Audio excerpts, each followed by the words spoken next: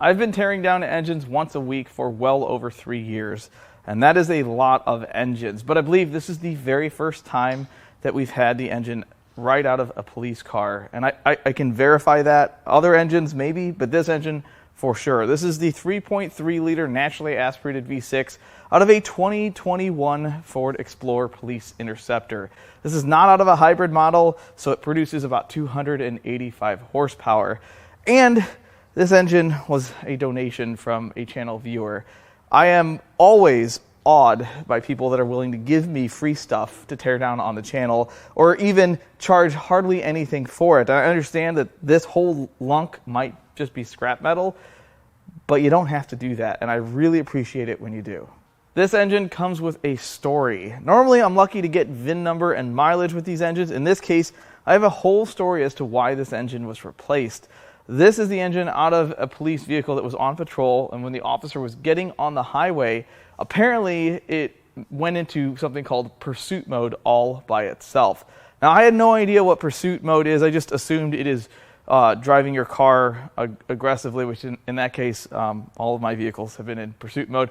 But I don't really think that's the case. So maybe it's something that some aftermarket outfitter adds to these vehicles, or it's a factory option for police interceptors. You guys tell me, because I'm not in that business. But apparently when it's in pursuit mode, it holds really high RPM, and that's what happened here. It sustained high RPM until it had no more RPM, had no Rs, 0 RPM, and it locked up, the engine seized, they had it towed in, condemned the engine, replaced the engine, the car's back in service, in which case the viewer that contacted me said, hey, do you want this thing before it goes to scrap? Yeah. I always love blown up engines. You guys know this. So today we're going to figure out what happened. Well, I wouldn't say we're going to figure out why it went into pursuit mode, but we're going to find out what happens when it does. Last week's engine had 2 holes in it. This engine has 1, 2, 3. Apparently this engine is holier. Obviously, when you get an engine in that has holes all over the place, the first thing you want to do is find out if it turns over. Now, this engine did not have a torque converter still stuck to the flywheel or the flex plate, so that tells me that they were at least able to get those bolts out. But let's see if it turns over. Oh, yeah. Oh, no. Nope, that's as far as it goes that way. Let's go the other way. Ooh, I hear pieces falling inside.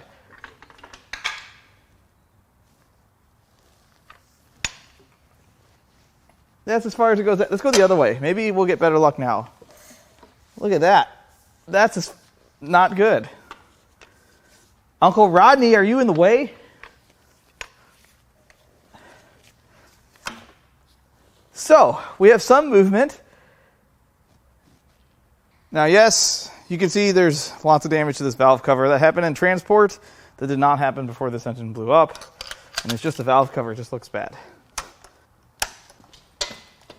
That one feels real good. Uh-oh. Oh, onto the other side. That doesn't feel good either.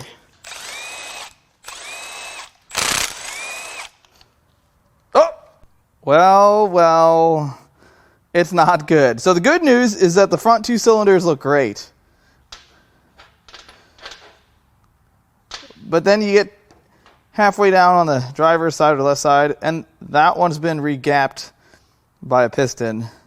This one's still hanging in there. And then the rear 2 cylinders have just been electrodes and straps deleted.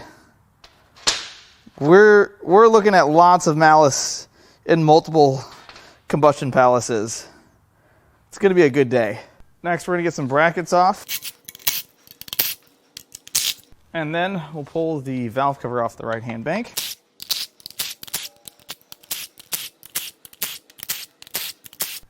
Now, if I know anything about this generation of Ford engines, these are going to be very stuck. Well, maybe not.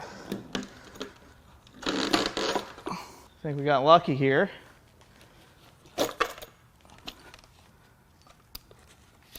I don't see anything too terrible. It all looks pretty clean. The inside of the valve cover looks really nice. I don't see anything out of place. There's not a ton of varnish. There's some, but it's in really good shape. And the chain is still present. I don't see any chunks of metal anywhere. This side looks good. Now on this side, we got to get a couple things off first. That's the mount for the high pressure fuel pump. There's a lifter that was in there backwards. I might have done that. And then we need to remove the valve cover, apparently in pieces. This is doing well. Now let's get all the bolts out. Now there's a few of these that are bent, so that's going to be fine. I mean fun. Let's see if we can straighten these out here. Yeah, that'll work. This one. Yeah, see, we're almost fixed back up. You can barely tell. Now we can start unbolting some stuff.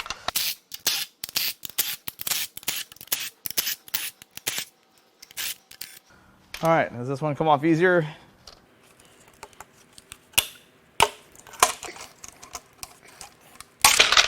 Nope, I just totally wrecked those solenoids.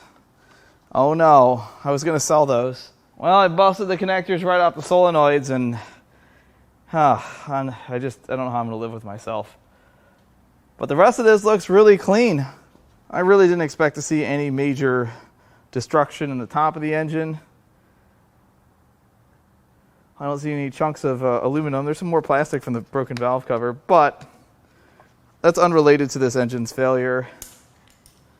The chain is still present. Did not expect to see that. I don't see any chunks of anything too terrible yet. Next, we're going to get the exhaust manifolds off.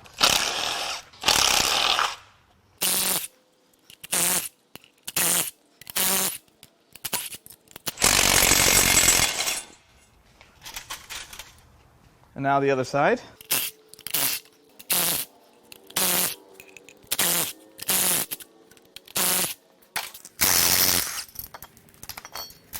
Let's take a look at these intake ports, and then we'll do the exhaust ports. It's pretty dirty. The valves don't look too bad. I don't see any issues yet. We may have a bent valve on that left side. And now the left-hand bank. There's a leaf in there. Yeah, these are pretty grody looking. Oh, there's a problem. So there's a chunk of aluminum there, and it looks like part of the guide is broken off. And it looks like that valve is bent. So yes, it's bad.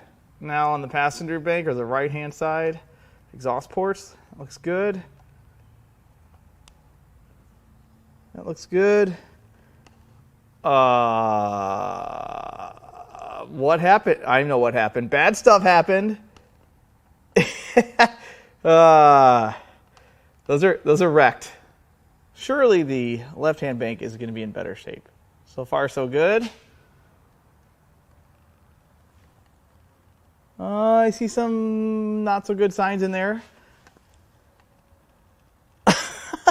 I think that valve is bent. Yeah. Wait, where's the rest of that one? Where did it all go? Next, I'm going to pull the variable cam timing solenoids to see if they collected any metal. So I don't really see these loaded up with a bunch of metal. Normally, if a bearing's coming apart, these catch a lot of bearing material, but I don't see any. Now we're going to focus our attention on the front of the engine. We're going to start unraveling the timing cover. We're going to start with the water pump.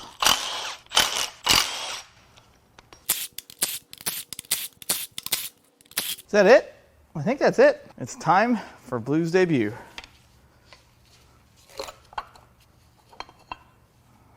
Let's take a look at this thing.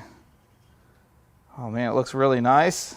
Factory pump. You can tell with the Fomoco. I don't know if this has been replaced or not, but this is really a nice water pump. Look at this water pump. Brett, this water pump's like 2 years old. What should I do with this? I have an idea. You're free. You're free to pump freely. Do the best you can. A belt tensioner. And now the harmonic balancer. Now I think my impact should do this. This is another repaired battery. These things just break from vibration all the time. I wish they did.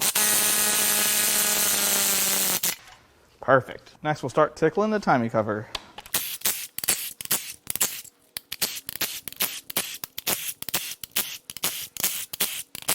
All right, I'm out of room in my hand. Had to go unload. One 15 millimeter here.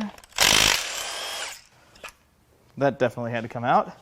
There is another bolt, well, a stud right there. I think that's just to hold some bracketry or harness on. And at this point, I think we're ready to start prying this cover off. Now, in the past, when I've done these V6s, there have been places to thread bolts to walk this cover off because it's glued on really well. And I don't see that on this engine. I don't know why. And the places to pry look not very strong. Hopefully we don't break this cover.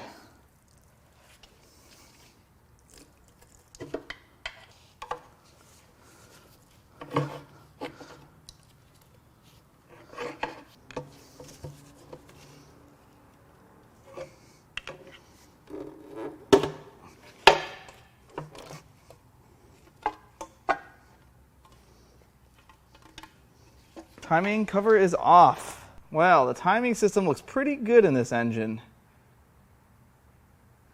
I don't see any guides coming apart. There's not a ton of varnish in here, just a little, but not a lot. Uh-oh, what is that? Looks like a sliver of a bearing.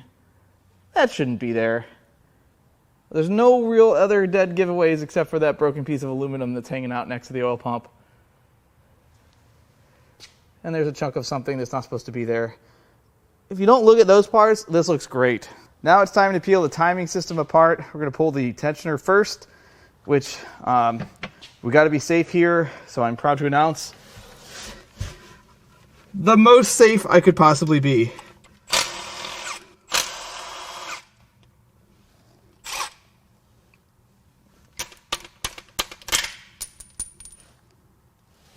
All that for that. Now, there's the tensioner. Looks pretty good. That totally missed completely. It's fine. Don't look at that. Man. That rail looks original. It is, yep. 7 of 2020. It's excellent. This one has a little bit of wear. Also original. Looks great. And this is still very taut. I feel like bad stuff's going to happen when I take the tension off of this. Maybe not. Can I have my chain? How do I get, can I have my, nope, okay, you can keep it. I think we can get this rail out. Yeah, that one looks good. They all look great. This one has a bolt behind the cam sprocket. Not a fan of that. Now on the front wheel drive version of these engines, which I don't even know if there's a 3.3 front wheel drive, this is where the water pump goes, but this is just an idler. So we'll get this unbolted. Let's pry this thing off. Hopefully it comes off pretty easily. I don't know what to expect. Does not want to come off. Well, seems blue is a little too thick to fit in there. No crude jokes now. Let's see if I can fit a regular screwdriver in there and do it the wrong way.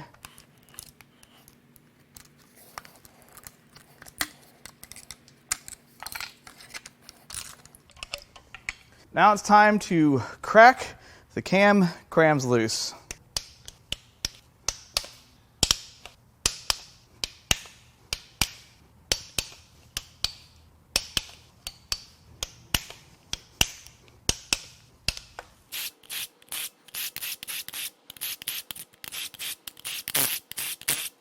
Now, normally I would be really concerned about keeping these in order, but in this case, we know that this head is probably not what you would call a survivor of this incident. So we're just going to get the caps loose, which that's an ordeal. Oh wait, what is? It'll be fine. We'll just take it as it comes. It's fine. So this has the secondary chain on it. So what we're going to do is we're just going to kind of pry on some stuff, and it's going to be okay. Probably should have knocked those loose first. I would never work on an engine that was good or even had a good cylinder head this way. This is going to come apart. Look at that. We're having some success here.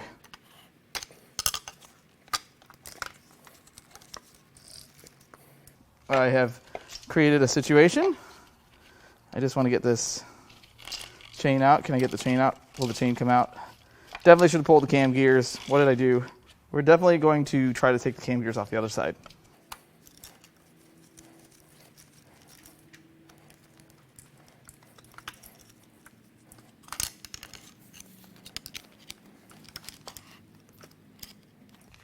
Look at that.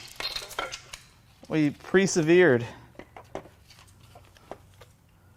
The cam journals in the head look pretty good. I don't see any metal deposits. It all looks pretty good until you get to here, and you can see how much lower that bucket is than this one. Both of those buckets are too low. There's the correct height there. And look how far down they are, which tells me the valves are unhappy, very unhappy. And I was able to get one of the cam gears off. Cams don't look too terrible. A little bit of wear though on the tip of the cam lobe. Not really used to seeing that. No signs of oil starvation here.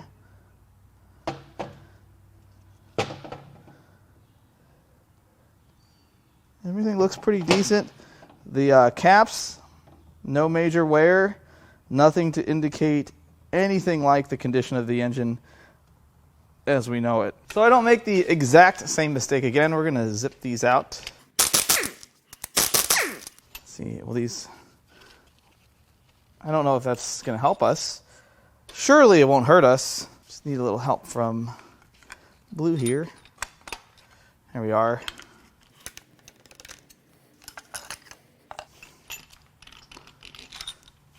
Look at that. That is one heck of a chain. Top 10 at least. Now we will cram the caps off on this side.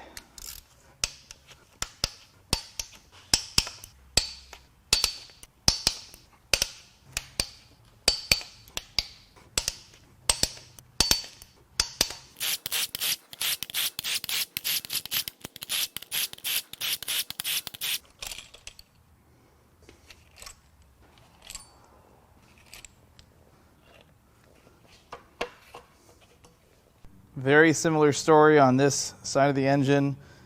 No major damage to the camshafts. No major wear to the journals on the cams. Nothing to indicate an oil starvation situation. Caps look good. There's a little bit of wear on the end of the lobes, but nothing that would cause the holes in the block. Now it's time to pull the heads. We got a couple things to do before we get to the big head bolts.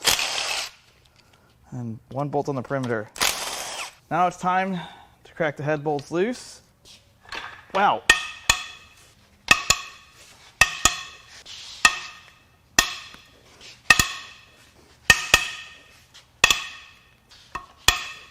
So I heard a little hissing when I set my pan in here, and it appears that that head bolt is leaking some engine fluid.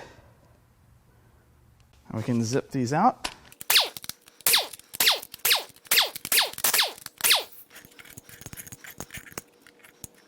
What's behind head number 1? Oh, okay. Well, I don't know if it's horrifically apparent at the angle you're at now, but it's not good. Head gasket looks excellent. Well, where'd the piston go? It's supposed to be here, but it's not. It's gone. Time for our test. That one's good. Also good. not applicable. So looking at the bores, there's a lot of vertical scratches, or can I wipe those away? Nope, can't wipe scratches away. Don't know what cylinder 2 looks like. It's a lot of junk there, and then you get to cylinder 3, and it's clear that a ruckus has occurred in this one. There's no piston. There's what's left of a connecting rod still on the crank. It looks like there's another rod hanging out upside down like a bat in there. Is that how they sleep? When they don't have a piston to tend to? I don't know. But it's broke. And the cylinder head starts out pretty good. Immediately when you get to the middle cylinder, you'll notice that there is a piece of engine. That's a piece of engine that was jammed into the combustion chamber. Still not so bad until you get to cylinder 3. It deleted both exhaust valves are just not present. This happened at idle. This is an idle failure.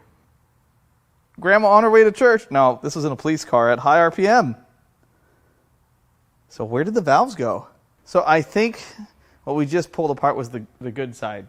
Before we get this side off though, one bolt on the perimeter. Time to crack these off.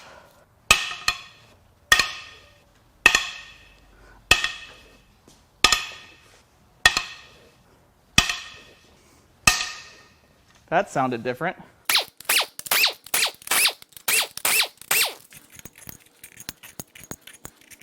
And now, door number 2.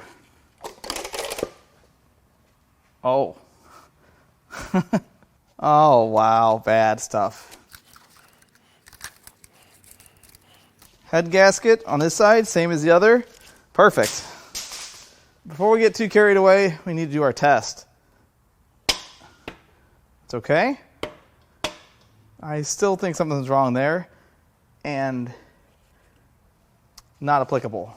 Look at the amount of junk in this one. That is the good cylinder.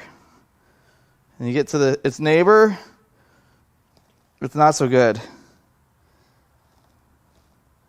And then you get to this one, and it's just not present. But look at the charring and the color. Oh my gosh, it's so bad. It's locked up. Well, I can see why I wouldn't be able to turn this engine all the way over. That is horrendously bad. I didn't really think Ford did displacement on demand, but here we are. Look at how deep those gouges are. That's wrist pin wrecking material right there. You know it's bad when I can shine a light in one cylinder and its neighbor on the opposing bank lights up. So here's that head. You can definitely see there's some impaled metal. And then we get to its neighbor, and this valve is held open by what looks like part of a broken valve guide. And I would wager there's going to be some more damage than we see from this angle once we get the valve out. And then this one actually fared pretty good. It's still got 3 of the 4 valves. I mean, it's totally wrecked, and they're all pointed in different directions. But hey, that exhaust valve is still present. Yikes, look at the amount of damage done to this. It's very impressive. At this point, we're going to pull the oil filter off. I'll cut it off camera. We'll take a look at that. Well, the oil is cleaner than the oil that's already in my pan here. Let's take a look at this filter. Well, there's lots of debris. Lots of it on the ends. There's definitely...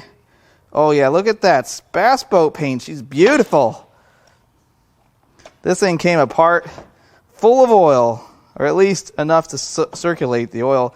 Because if this didn't have anything in it, it would mean that the oil level was low when this blew up. But all of those pleats are sparkly. That is bad. Real bad. Next, we're going to get the oil cooler off. Normally, I would just leave it on the oil filter housing, but they block the bolts that hold the filter housing to the block with the cooler. Okay, I'm not a designer or an engineer. Next, the filter housing.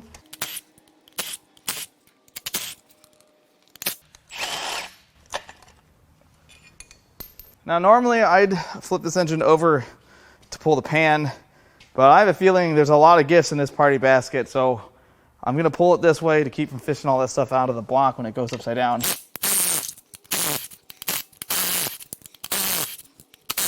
Why can't I get a thing on this thing?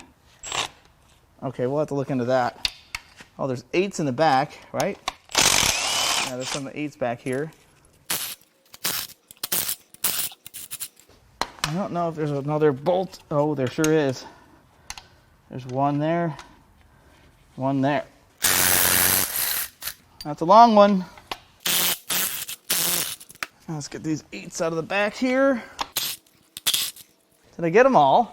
Oh yeah, there's one that I couldn't get the socket on. This bolt here has been modified by flailing debris. So we're just gonna, yeah, no problems. We'll just zip it out. I didn't think the bolts on the outside holding the oil pan on would have damage from what happened on the inside, but here we are. Now we can try to remove this pan. Hopefully I got all the bolts. I don't know if it's gonna matter. Oh, it feels like I got all the bolts.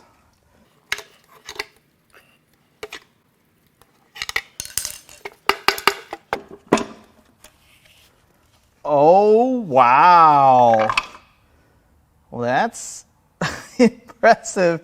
We have quite the array of engine pieces. We'll start off, ring, ring, yikes, ring. Pick up the phone. Ring. That looks like block. There's a piston nugget. Another piston nugget. Another piston. Wow, a whole family could feed on this. Oh, that wrist pin is broken, guys.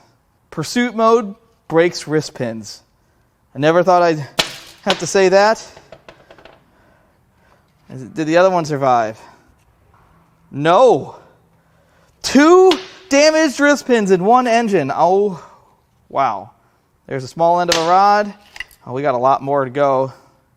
That's girdle. There's, that looks like the bearing inside of this, or the bushing. There's a lot to unpack here. Oh, another ring. Ring. Circlip, block, piston. But one thing I am not seeing is a lot of forbidden glitter. There's shrapnel for sure. Here's a better look at what's going on in here. There's a circlip for one of those wrist pins. That's piston. There is so much in here. This is deep. I mean, look at this. This is the mother load. Oh, hey, look, that's not supposed to be in the pan. There's a valve. I bet there's more in here. I'm going to drain this all out, and then we'll take a look at everything after I've cleaned it all off. Next, we're going to remove the sump pickup and see what that looks like.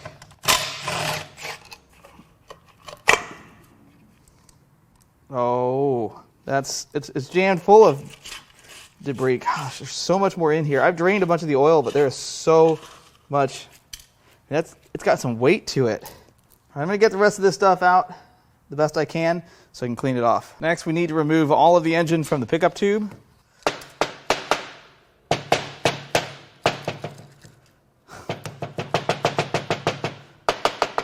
It's quite a lot. It's not a great place to store parts. This is just impressive. This is the largest piston nugget. As you can see, this engine features hammer forged pistons. This is almost unrecognizable. That took a hit or 1,000. There's the other piece. Now keep in mind, this had 2 pistons deleted, and these are the biggest pieces left from the 2. The rest of this gravel, engine gravel, is virtually unrecognizable. There's, a few pieces you can go, okay, that's part of a piston that went around a wrist pin. I only found this section of rod. I haven't found any other rod sections. And of course, we were missing 3 valves, but we only found 1. So where are the other 2 exhaust valves? Lots of ringettes. This is a lot of shrapnel. We haven't had one on the channel quite this bad, at least with the volume of stuff. And there's a charred up section of bearing. That's no bueno. Now it's time for the great reveal. We're going to roll this thing partially over, see what the bottom looks like. Is it bad? Is it bad? I can't see it yet. It's not good. It is not good at all. So this is where a lot of those chunks of aluminum came from, this section of this, you want to call it a windage tray or girdle. And there's some big, deep marks. That's still firmly mounted. That feels nice. So I'd say the bearing is probably good in that cylinder. This one, though, I can't tell because the rod is jammed up against the counterweight on the crankshaft. This was loud. This was like christening 48 champagne glasses at the same time. The next thing we're going to do is pull the oil pump, slide the timing gear off. These look like 10s. Ooh, that pump is weighty. Of course, we're going to take this oil pump apart, see what makes it tick. Hopefully oil pumps don't tick. Why is there one smaller size? Who did this? I forgot I'm working on a Ford.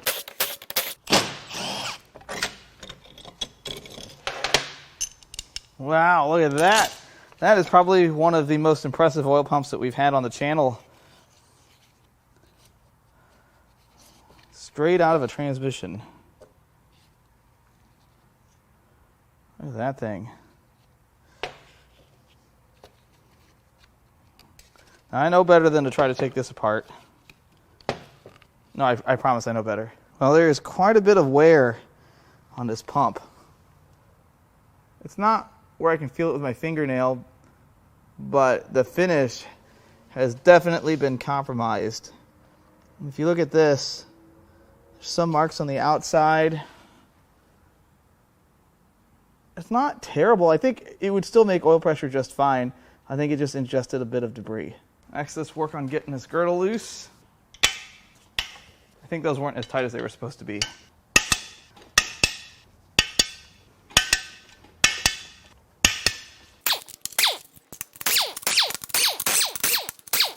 Anything behind here?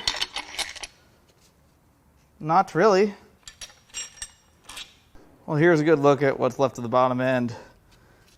That one spins nice. This one is wedged up against that counterbalance, counterweight. You can see it's bent. There's so many marks in here.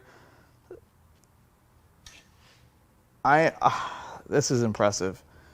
Then you get to the next pair, and it looks pretty decent, although I do see a little bit of debris in there. And the fronts are beautiful.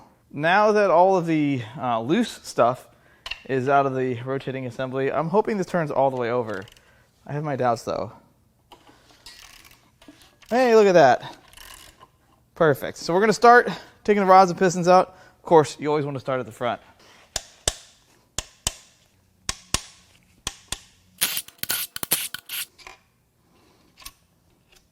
See how hard these are to come out.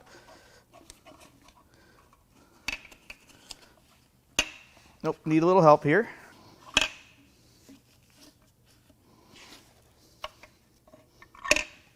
This is not fun. Using the crank to push the rest of that down.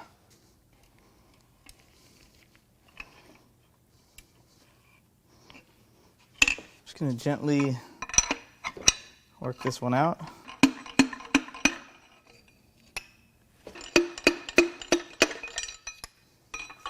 And on to the next two, or the final two.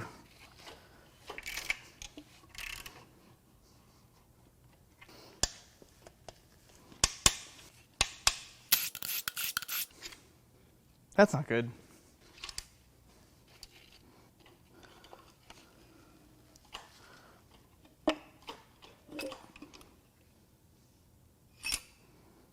Okay. There are problems in a lot of places here.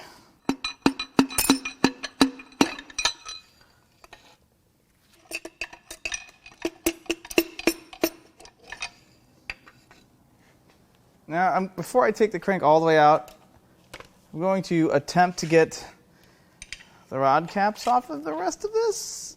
I think I can get number 5. I think 6 is a goner. Is there enough of a bolt here? This one, I got shot at. Yeah, I think we're going to be able to get this one off. It really won't help us at all unless I can get its companion off. All right, we just have one very mutilated bolt left.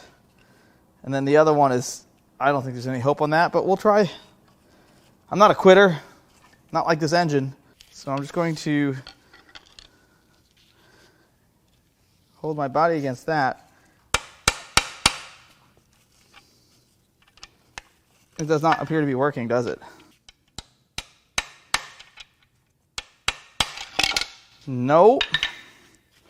Blue, you're supposed to help me here. You're not doing a very good job. I have an idea. I'm going to hammer this between the rod and the crank. Will this work? Dang it.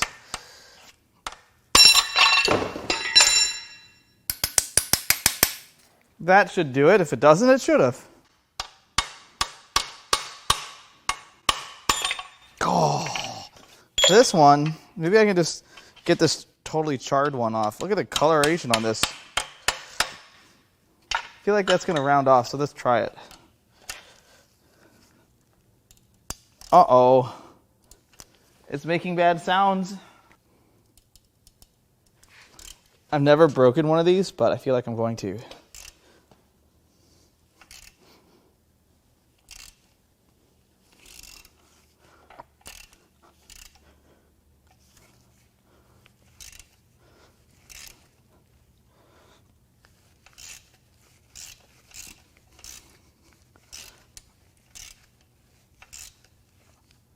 All right, well, I got one. Will the other one budge? Let's find out. I need to rotate the crankshaft just a little. Just a couple taps. I think that might be enough to round it off. Oh, hey, oh, never mind. I shouldn't have said anything. It's getting tighter. I think these bolts are bent. I can't imagine why. I don't even know what I'm doing anymore. I'm just here churning away. Let's see if old Blue will help us out here. Oh, maybe.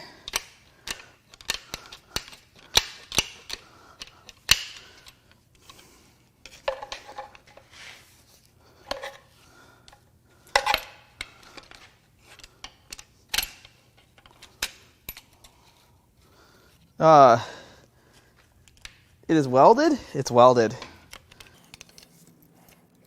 Who spot welded this thing onto the crankshaft? That's not how this works.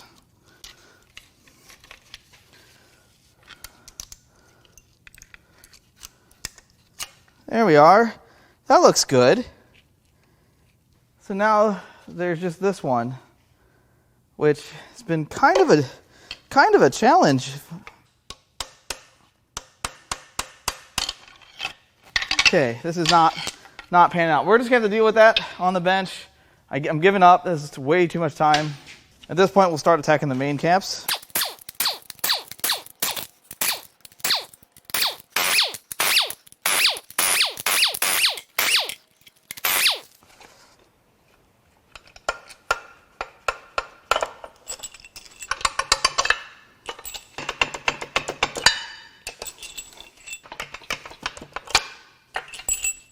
Gonna get this thing loose.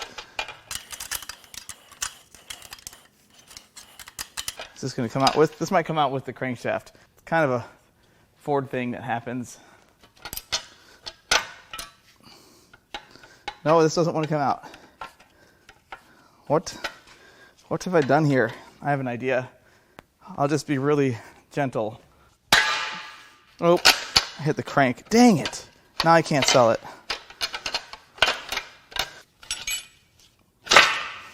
I am Not particularly enjoying this part of it.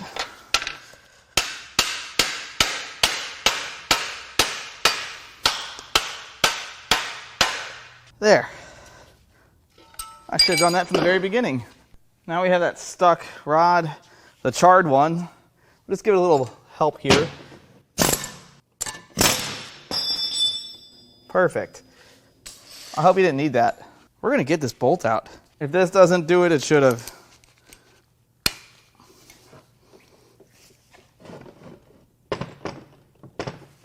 I think I turned it.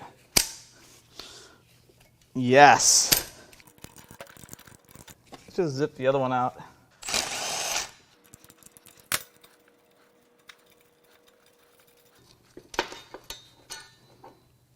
Perfect. That's fine too. Let's start with the rod bearings. Well, it starts out okay and quickly goes to, you know, that 4-letter word. Bad with 2 Ds. And then worse. Still terrible. And somehow good. And then these are just not present. The main bearings look somewhat okay. There's a few grooves in that one, and the 2 rear main bearings, quite a bit of wear. Next, the rods and pistons.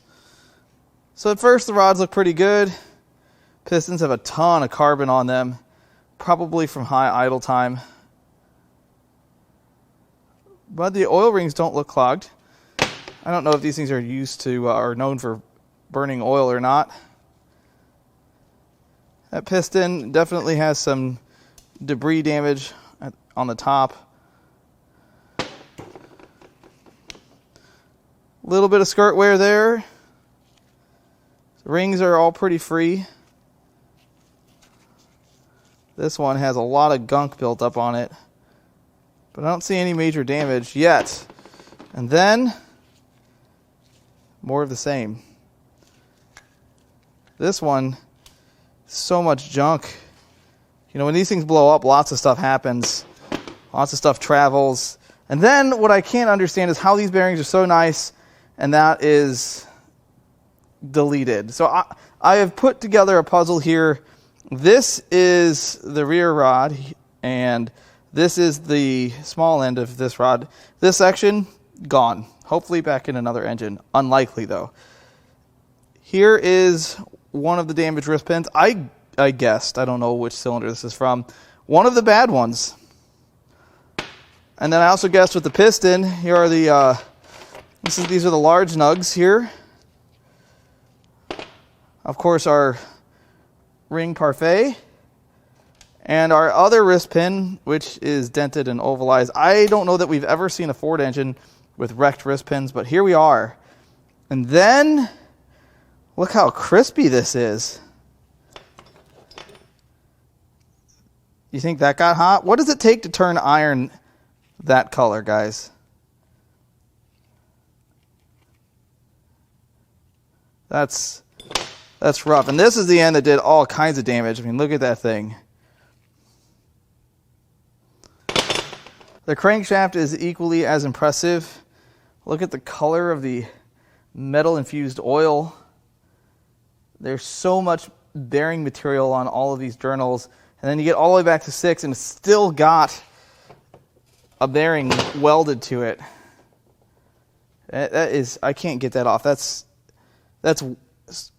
just one piece now. And I did notice, I don't know if you can see, some of the journals have some debris in them, like they were clogged, or maybe they clogged during this giant explosion. I'm trying to find the one that did. One of these here had a bunch of junk in it. Might have fallen out from knocking it around. But that's a lot of damage. That crankshaft is going into the scrap bin. And the block is probably what you'd expect for the way the rods look. I mean, so many hits, so many impact marks. You can see the bores are destroyed. The block is destroyed. Nothing but scrap at this point. What's interesting is it kept most of the debris out of its neighbors. Those look pretty good. Those look pretty bad. So you got the valves out of the heads. This is the worst head. And we can see the guides are destroyed. I mean, the head's destroyed. This is going in the scrap bin, but look how damaged that is. And then here are all the valves. Some of these are good. Most of these are not, especially this one. This is my favorite. It's got one of them 3-angle valve jobs. I guess that's a 2-angle valve job. Wow. I've torn down quite a few engines in my life, and this one, kind of a head scratcher. I thought about this for the last few days, and I have a couple theories, but no obvious reason as to why this engine blew up. Let's look at some of the facts with the teardown. Number one, this engine had bearing failure of number 6. If it was starved of oil and all of the bearings, all the rod bearings had damage except for number 5 and number 1, which is kind of interesting. But if it had enough oil in it to circulate the material into the sump, why did we not see any material in the top of the engine? That doesn't make sense. Typically, if the oil level is up to the sump, then bearing damage will not occur unless there's debris in the oil. And if there was debris in the oil, we would have found damage to the cam journals. We would have found metal on the variable cam timing solenoids. We would have seen scored cam journals. We saw none of that. The top of the engine was beautiful until you looked at the valves. So it wasn't really starved of oil, but then how did it destroy number 6? How were the rest of the bearings in pretty rough shape except for number 1 and number 5? If it was a hydrolock situation, like it sucked in water somehow, why did it destroy a bearing? Because that doesn't add up. If this was a mechanical over-rev, that's the most possible scenario, and the only thing that I can think of, the only thing that I can possibly think of is that pursuit mode put it down into some gear that the vehicle was traveling too fast for the gear it put it in, and it forced it to over-rev, which with an automatic, I don't know how that works. But if it forced it to over-rev and it was spinning some 8, 9, 10,000 RPM, it could have drawn all of the oil out of the pan and thrown it to the top of the engine. Maybe it doesn't drain fast enough, or maybe it was a little low on oil and it was just the right set of circumstances. And then it could have cooked the bearings. But then why did we not see any witness marks on the pistons from valves? I mean, obviously 2 pistons were nuggets, but the rest of them had no damage, no signs that they made contact with the valve. So that, I don't know. And I don't like not knowing. So what do you think happened here? Was there a factory defect that I'm missing? This is a 2-year-old engine, maybe 3-year-old engine at this point. So it's not old. 75,000 miles is not a lot, although police cars are generally driven on the harder side of things. It still doesn't make sense. So what do you think happened? Was it a defect? Was it starved of oil? Was it mechanically over-revved? Let me know in the comments, because I learned so much from the comments you guys leave. I'm one person in one facility tearing down one engine or maybe 2 engines a week. You guys, a lot of you guys do this for a living, and you do it a lot more often than I do, so you guys have a lot more experience, and collectively, you will all know way more than I will ever. So let me know what you think happened to this. But if you'd like to buy parts out of this, I suppose I could sell the timing cover. That's good. 1 valve cover. That's it. If you'd like to buy anything for your desk, ornaments, not much good there. Or if you want to buy parts off of this slightly scratched 93 Toyota Land Cruiser, it's they lived. I talked to the guy's dad. It's fine. This isn't fine. But if you'd like to buy parts off of anything I've torn down or this Land Cruiser, you can go to importapart.com. If you don't see what you're looking for there, there's a link on there. It's a part request form. Fill it out. Sends us an email of exactly what it is you're looking for. And just for good measure, I'll leave our email in the video description. I really hope you enjoyed this teardown. As always, I love all the comments, all the feedback, and even the criticism. I love it all. And I'll catch you on the next one. Oh, you did such a good job. Good boy. Good boy. Oh, you did such a good job. Ow, ow, you bit me. Bad boy.